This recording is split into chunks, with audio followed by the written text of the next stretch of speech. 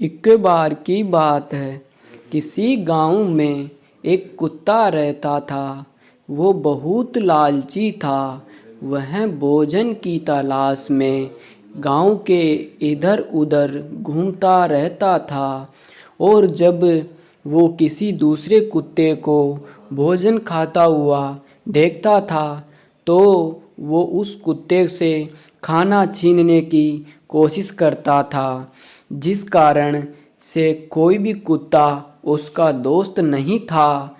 दूसरे कुत्ते को वो रोटी खाने नहीं देता था, उससे लड़ाई कर लेता था और उनसे रोटी को छीनकर वहाँ से भाग जाता था और कहीं एकांत में बैठकर मज़े से उस रोटी को खाता था। इस प्रकार वो रोज़ाना ही सभी को परेशान करता था।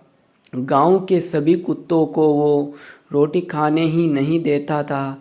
एक दिन उस लालची कुत्ते को एक हड्डी का टुकड़ा मिल गया।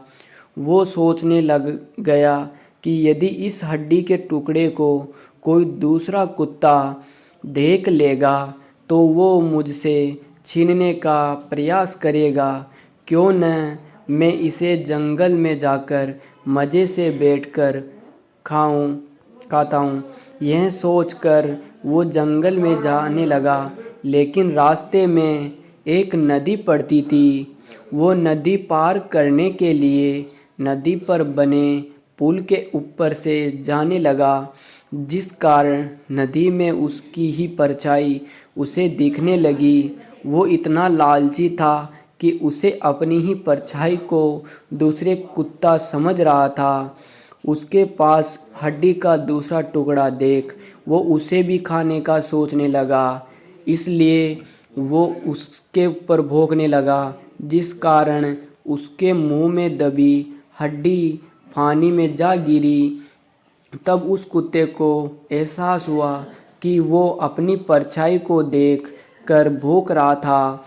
उसे अपने लालच का फल मिल गया था, जिस कारण जो उसके पास था उसे भी उसने गवा दिया। इस कहानी से हमें यह सीख मिलती है कि हमें कभी भी लालच नहीं करना चाहिए। हमारे पास जो है उसमें ही हमें संतुष्ट रहना चाहिए।